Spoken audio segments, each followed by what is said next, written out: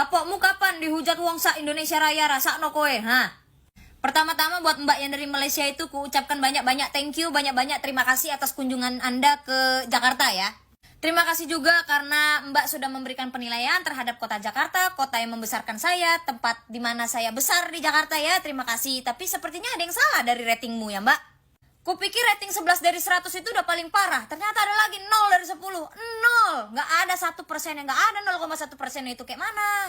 Lalu aku tahu yang Mbak rating itu adalah Jakarta, dan Jakarta itu adalah kota. Jadi Mbak itu bukan ngerating Indonesianya, paham aku. Tapi kayaknya nggak semua rakyat Indonesia paham. Tapi Mbaknya tahu nggak kenapa Mbaknya hampir dihujat satu Indonesia pengguna TikTok gitu? Tahu nggak kenapa? Karena Jakarta bagian dari Indonesia.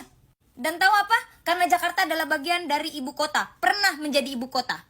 Terus kenapa sampai akhirnya banyak banget konten kreator dari Malaysia yang ikut-ikutan juga bikin video kayak gitu? Karena Mbaknya dari Malaysia. Dan kebanyakan mereka pun sudah pernah ke Indonesia dan mereka sudah pernah menginjak Jakarta. Terus Mbaknya juga nggak tahu kan kalau netizen Indonesia, apalagi netizen Jakarta itu congornya itu pedes gitu. Tapi coba deh Mbak, kalau misalkan daerah Mbak gitu ya, di rating 0/10 gitu. Gimana Mbak rasanya Mbak?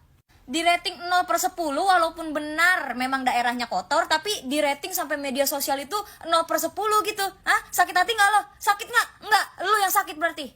Terus aku mau tanya, kau bilang Jakarta itu kotor, memang di daerahmu itu tak ada sampah kah? Tak ada orang buang sampah berserakan gitu? Nggak ada?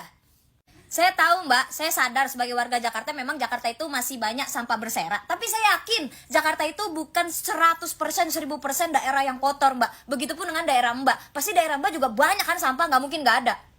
Terus Mbak, warung, warteg Mbak bilang restoran. Trotoar dibilang jalanan kota. Pasar dibilang mall. Saya nggak tahu apakah ini karena perbedaan bahasa atau gimana ya, saya nggak ngerti. Tapi tolonglah kalau sampai bilang makanan Jakarta itu kotor, ada ulatnya gitu. Terus menurut lu, kita yang di Jakarta makan nasi pakai ulet gitu? Hah? Gitu konsepnya? Lah yo makane Mbak, nek mau jalan-jalan iku lho yo, di research sek gitu. Dicari tahu dulu ngono lho. Mau melayu ndi, jalan-jalan ning ndi, makan ning ndi ngono lho.